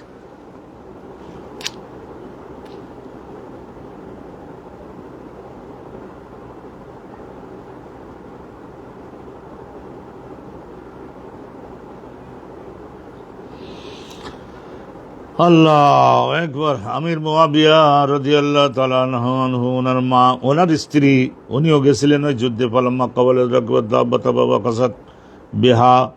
তো ওই যে ওয়াকাসাত লক্সু কাসরুল ঘাড় ভেঙে গেল পড়ে পাথরের সঙ্গে বাড়ি খেয়ে ফাঁসাকাত আনহা পড়ে গেলেন উনি ফামান মারা গেছিলেন না হযরত ওই যে বেনতে মিলহান মারা গেলেন। যে তো যুদ্ধের ময়দানে মহিলাগণ গেছেন না, আমির মুআবিয়ার স্ত্রী গেছেন না, আমির মুআবিয়ার ছেলে ইয়াজিদ ইবনে মুআবিয়া ওনারও নির্দেশ হয়েছিল, ও সাহাবা গেছিলেন, বড় বড় সাহাবা। কারণ রাসূলুল্লাহ সাল্লাল্লাহু আলাইহি ওয়াসাল্লাম বলেছিলেন না যে এইসব যুদ্ধে যারা যাবে ওই এলাকা দখল করবার জন্য তাদের নবী পাক বিরাট পুরস্কার দিয়েছিলেন, পুরস্কার ঘোষণা করে গেছিলেন। সেই পুরস্কারটা পাওয়ার জন্য, আখেরাতে জান্নাত পাওয়ার জন্য গেছিলেন সবাই। হামলুর রাজুল ইমরাতাও, একজন স্বামী তার স্ত্রীকে নিজের সঙ্গে নিয়ে বহন করে নিয়ে যেতে, বহন করে মানে ঘাড়ে করে যে বহন করবে তা তো না, হামলুর মানে সঙ্গে নিয়ে যাওয়া। ফিল গজবে যুদ্ধের ময়দানে দুনা বাজি নিসাইহি, একজন স্ত্রীকে নেবে আর একজন স্ত্রীকে নেবে না, তো ভালো কথা। তো সবাইকে রাসূলুল্লাহ যেমন 8 জন স্ত্রী ছিলেন, তো 8 জনের 8 জনকে কি সব যুদ্ধে নিতেন? একজন স্ত্রীকে নিতেন। তাহলে যে দৌড়াতে পারে না, ছুটতে পারে না, বয়স 50-60, তারে নিলে তো সেগুলো হাঁটবে কি করে, দৌড়াবে কি করে, ছুটবে কি করে, উঠবে কি করে, ঘোড়ায় উঠবে কি করে? তো এইরকম বুঝে শুনে নিতেন। তারপরেও রাসূলুল্লাহ রাহমাতুল্লিল আলামিন লটারির মাধ্যমে নিতেন, যার নাম উঠবে সে যাবা। হাদাদানা হাজ্জাজ ইবনে মিনহাল ক্বালা হাদাদানা হাজ্জাজ ইবনে মিনহাল, এই যে একজন ব্যক্তি তার একজন স্ত্রীকে সঙ্গে নিয়ে যাবে, অন্যদেরকে নেবে না, লটারির মাধ্যমে। হাজ্জাজ ইবনে মিনহাল ক্বালা হাদাদানা আব্দুল্লাহ ইবনে ওমর আন-নুমাইরি ক্বালা হাদাদানা ইউনুস ক্বালা সামি'তু আয-যুহরি ক্বালা সামি'তু উরওয়া ইবনে যুবাইর উরওয়া ইবনে যুবাইর ওয়া সাঈদ ইবনে আল-মুসাইয়্যিব ওয়া আলকামা ইবনে ওয়াক্কাস আর উবাইদুল্লাহ ইবনে আব্দুল্লাহ, এই 4 জন রিওয়ায়াত করেছেন, 4 জন 5 জন রিওয়ায়াত করেন হাদিসে। আয়েশা সিদ্দিকার হাদিস করলেন, তাদের মধ্যে প্রত্যেকেই হাদাসানি আমার কাছে বর্ণনা করেন তাইফাতান মিনাল হাদিস, লম্বা হাদিসের একটা একটা অংশ তারা আমার কাছে বর্ণনা করেছেন, আমি সেগুলো সাজাই গুছাই নিয়েছি। ক্বালাত আম্মা জান আয়েশা সিদ্দিকা বলেন, কানান নবী ইযা আরাদা আন ইয়াখরুজা, রাসূলুল্লাহ যখন বের হয়ে যাইতেন দূরের কোনো সফরে, আকরাবান নিসাইহি, নিজের স্ত্রীগণের 8 জনের নাম কি করতেন, কাঠের খণ্ডের মধ্যে, কাপড়ের খণ্ডের মধ্যে লিখে, তারপর খেজুর গাছের ছোবড়া সাদা অংশ ওর মধ্যে লিখে, তারপর একটা ডেগের মধ্যে ফেলে নাড়াচাড়া দিয়ে, এরকম নাড়াচাড়া দিয়ে তারপরে একজন রাস্তাঘাটের নাবালক বাচ্চা ছেলেকে বলতে, এখান থেকে একটা নাম ওঠাতো দেখি। উঠালে দেখা যাচ্ছে যার নাম ওঠে, বলে কার নাম উঠালো তো সে বাচ্চা ছেলে রাস্তা থেকে ধরিয়ে আনলাম। তোমরা সকলে কোনো স্ত্রী বললেন যে আল্লাহর ইশারা আমরা সকলে মানি, এখানে তো আপনার কিছু আমি দেখলাম না যে পক্ষপাতিত্ব আপনার আছে। আকরা বাইনা নিসাইহি ফাইয়াতুহুন্না ইয়াখরুজু সাহমুহা, যার অংশ ওখানে বাচ্চা নাবালক ছেলেটার হাতে উঠে আসতো, খারাজা বিহা, রাসূলুল্লাহ তাকে নিয়ে সফর করতেন। আকরা বাইনানা ফি গজওয়াতিন গাজাহা, একটা গজওয়ায় নবী পাক যাবেন, তো সেই জায়গায় অনুরূপভাবে লটারি করলেন, তো লটারি করলেন ফাখারাজা ফিয়া সাহামি, ওই জায়গায় আমার নামটা উঠলো। সকলে একটু চোখ টিপ দিল, একটু মুস্কি হাসলো। যে আয়েশা সিদ্দিকা বলেন যে ঠিক আছে, নবীর সঙ্গে আমি যাবো, একটু সফর টফর করবো, একটু দেখে আসি। ফাকারা তোমার নবী, আমি বাইরে রাসূলুল্লাহর সঙ্গে আদামা উনজিলাল হেজাব, তখন হেজাবের আয়াত অলরেডি নাজিল হয়ে গেছে, আজকেরও আলহামদুলিল্লাহ রাব্বিল আলামিন আমরা 2 সাফা আল্লাহর মেহেরবানিতে পারবো পড়তে। আপনারা ধরে থাকুন, যারা মনোযোগ দিয়েছেন। আর অত সহজ নয়। এই অরিজিনাল এই কিতাবটা যদি খুলে নিয়ে বসতেন তাহলে আমি অবশ্যই দেখতাম যে এলেমের দরজা খোলে কি না খোলে, কিন্তু তা তো আর করবেন না। এই সহিহ বুখারী নিয়ে যদি বসতেন রেগুলারলি, কিতাবুল জিহাদ, বাবু গজবিন নিসা ওয়া কিতালুহুন্না মা'আর রিজাল, পুরুষদের পাশাপাশি মহিলাগণও নিজেদের গজওয়ায় অংশগ্রহণ করতে পারবেন, যুদ্ধে আর এবং তারা লড়াইতেও অংশগ্রহণ করতে পারবেন। ভালো করে ধরবেন। হাদাসানা আবু মা'মার, এটা কিন্তু হেডিং গেল। ক্বালা হাদাসানা আবু মা'মার ক্বালা হাদাসানা আব্দুল ওয়ারিস ক্বালা হাদাসানা আব্দুল আজিজ আন আনাস ইবনে মালিক ক্বালা লাম্মা কানা ইয়াউম উহুদ, উহুদের যুদ্ধের দিন, যেদিন ঘটেছিল, ইনহাজামান নাস, মুসলমানগণ প্রথম ছোটে তো বিজয়ী হয়ে গেলেন আলহামদুলিল্লাহ, কিন্তু শেষ পর্যন্ত মালে তো খেয়ে ফেল। গনিমত গনিমত গনিমত গনিমত করতে করতেই তো হাজামান নাসু, সাহাবাগণ একটু পরাজিতের মতো হয়ে বসলেন। আনিন নবী সাল্লাল্লাহু আলাইহি রাসূলুল্লাহ কে থুয়ে যান বাঁচাবার জন্য একটু দূরে সরে গেলেন। মাত্র 700 মুসলমান ছিলেন দুই পাহাড়ের গিরিপথের ওখানে 52 জন, আর এই জায়গায় 650, আপনার 548, এই 648। এই যে দেখেন এই জায়গায় এখানে বলছেন সুবহানাল্লাহ ওয়া বিহামদিহি।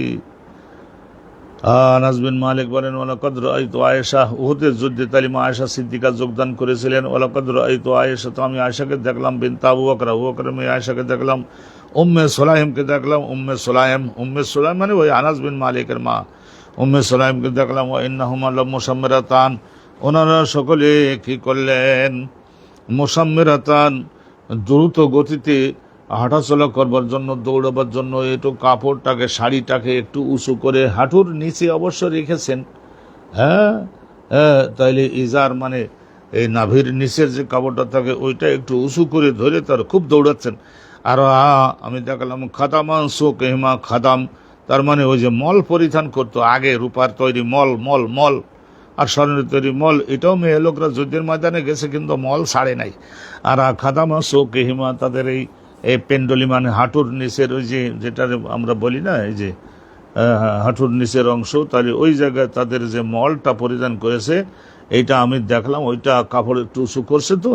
হ্যাঁ, তান কোজানে আল কেরাব, তান কোজানে আল কেরাব, পানি ভরাট করে তান কোজানে মানে এই দুইজন বহন করে আনতেছিলেন। উম্মে সুলামে আর আয়েশা সিদ্দিকা, আর ফাতেমাতুজ জাহরাও ছিলেন, উম্মু আতিয়া ছিলেন। অন্য হাদিসে আছে আনাস বিন মালিককে সবাই রেখে দেখবে নাকি, এই হাদিসে উনি যে দুইজনকে দেখছেন পানি নিয়ে দৌড়ই আনতেছেন আর যোদ্ধাদেরকে পানি খাওয়াচ্ছেন, অনুরূপভাবে আহতদের রক্ত ধুয়ে দিতেছেন। অকালা গায়রুহু, হ্যাঁ অন্য, তাহলে এখানে হযরত আনাস বলেছেন তানকুজানে, এই দুইজনে বহন করে আনতেছিলেন চামড়ার থলের মধ্যে পানি কোলে করে নিয়ে, এই কলসির মতো বা স্কন্ধে করে নিয়ে। অকলা গায়রুহার, আনাস বাদে অন্য সাহাবারাও তো হাদিস বর্ণনা করেছেন, তারা বলেন তানকুলানে আল কেরাবা আলা মুতুনিহিমা, নিজেদের ঘাড়ের উপরে পানির বহনের মশক, চামড়ার তৈরি মশক কলসি।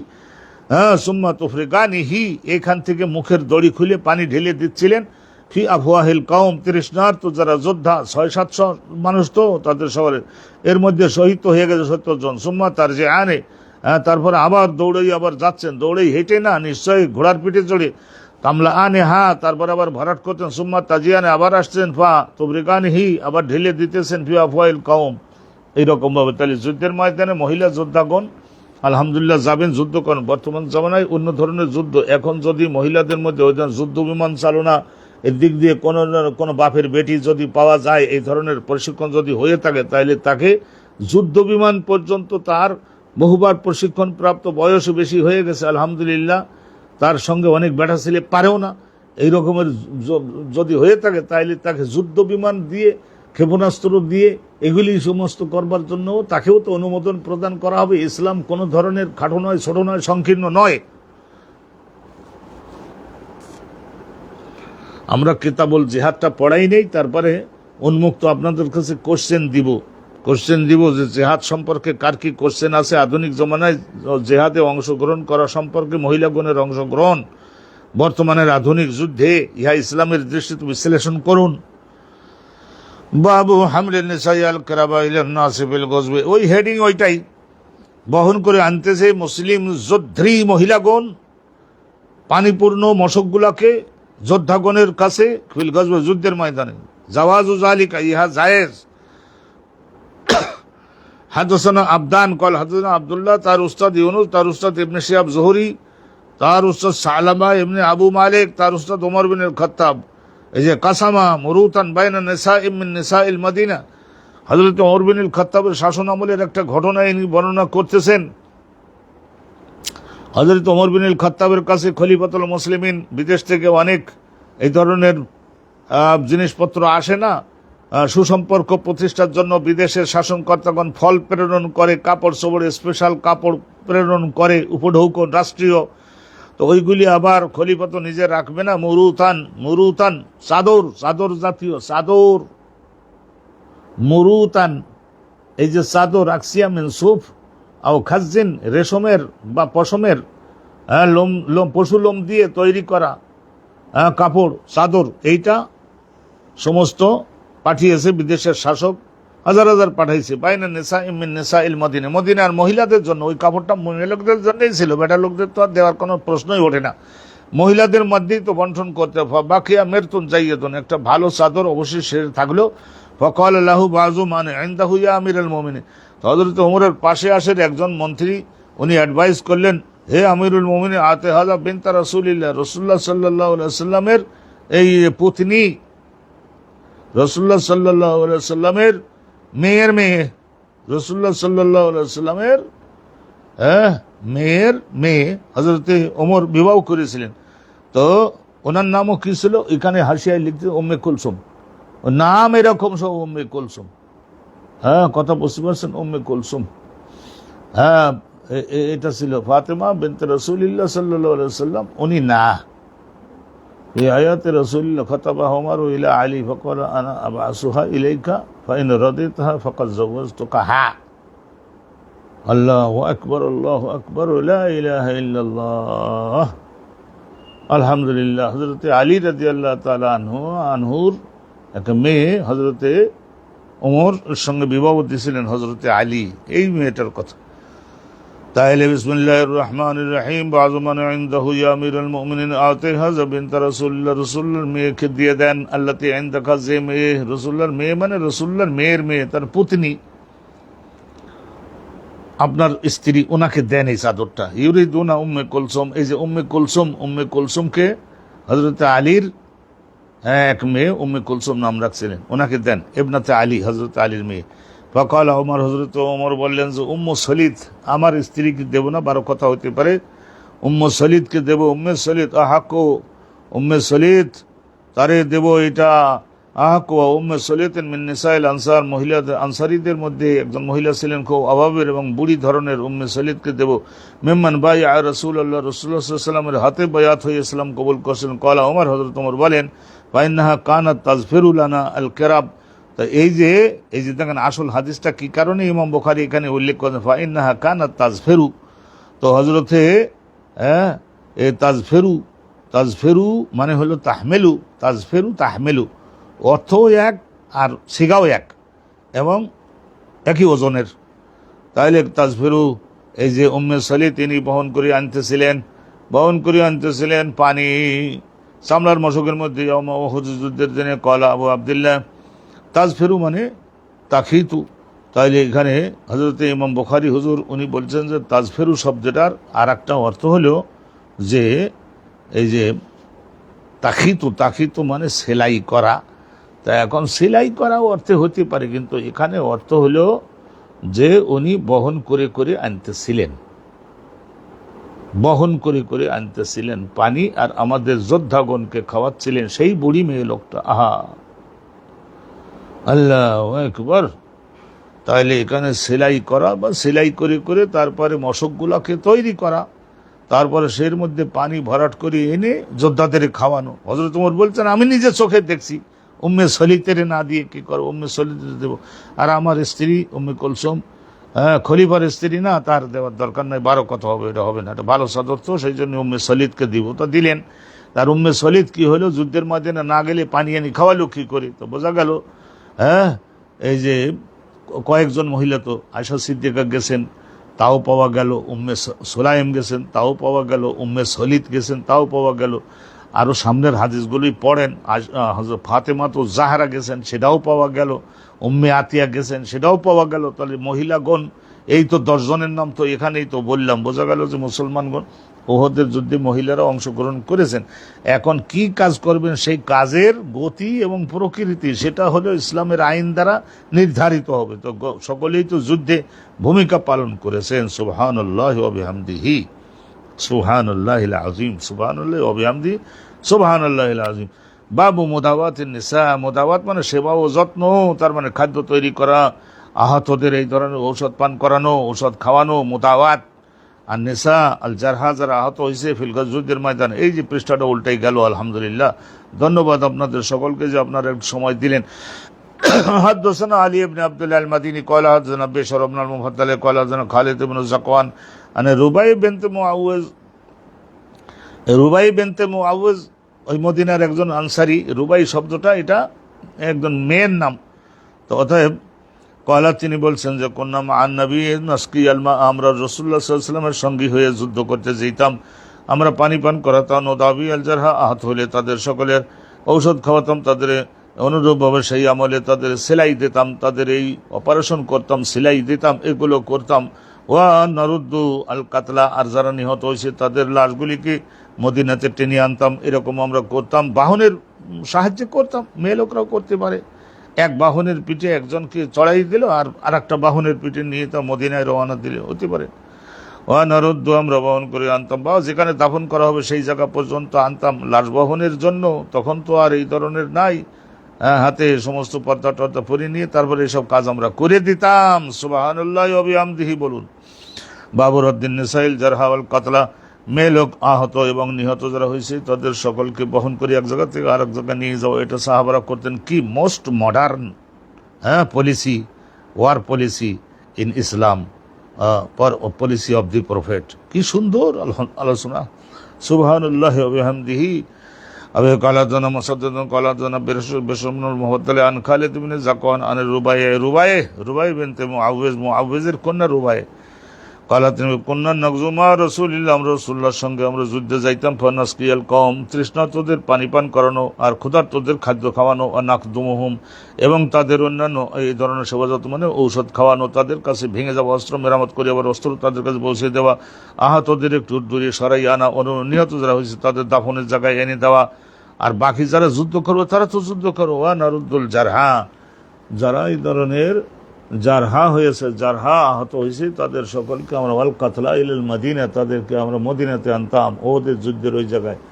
তাইলে বদরের যুদ্ধের ওই জায়গায়, ওহদের যুদ্ধের এই জায়গায়, খন্দকের যুদ্ধের ওখান থেকে, তাইলে কত জায়গায় তারা ভূমিকা আলহামদুলিল্লাহ পালন করেছিলেন। আল্লাহ পাক রব্বুল আলামিন রহমত করুন। আজকের আমরা এ পর্যন্ত সুসম্পন্ন করছি। আজকের মতো এখানে শেষ হলো। আমরা 2 সাফা আল্লাহ তাআলার মেহেরবানিতে পড়তে পারছি, 2টা সাফা পড়তে পারছি। সুবহানাল্লাহি ওয়া বিহামদিহি বলুন, সুবহানাল্লাহিল আযীম। কিন্তু আপনাদের এই আরো 10টা দিন লাগবে। কিতাবুল জিহাদ তো বাদ দিয়ে কোনো জায়গায় যাব না। দর্শক শ্রোতা যদি কম হয়েও যেতে পারে, আলহামদুলিল্লাহ। কিন্তু আপনারা তো একটু বহুল প্রচারের জন্য যে আমি যে অনুরোধ আপনাদের কাছে করলাম, সেই অনুরোধ আপনারা রাখেন নাই। অনুরোধ কিভাবে কি করা যায়, আমি তো আর আগের আমলের মানুষ, আমরা তো আর এগুলি জানি না, আপনারা তো জানেন। কিন্তু আপনারা একটু সহযোগিতা করুন। আলহামদুলিল্লাহি রাব্বিল আলামিন। আসসালামু আলাইকুম ওয়া রাহমাতুল্লাহি ওয়া বারাকাতুহু। আসসালামু আলাইকুম ওয়া রাহমাতুল্লাহি ওয়া বারাকাতুহু। জাবের আনসারী, আবু বন্ধ করে দাও,